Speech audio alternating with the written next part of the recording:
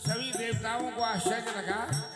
कि भोलेनाथ ये कैसे लीला कर रहे हैं। सब देवन करे विचार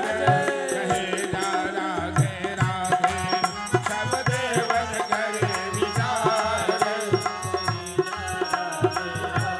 हो, सब देवन करे विचार कहे जा राधे राधे, सब देवन करे विचार हो,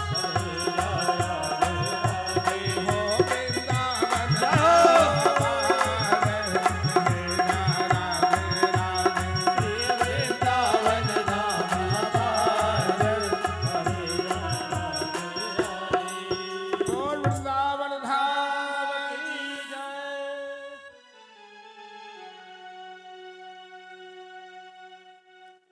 तो समस्त संसार के सार श्री वृंदावन धाम और वृंदावन के सार श्री कृष्ण तत्व है और कृष्ण तत्व के सार जिनके द्वारा कृष्ण आह्लादित होते हैं,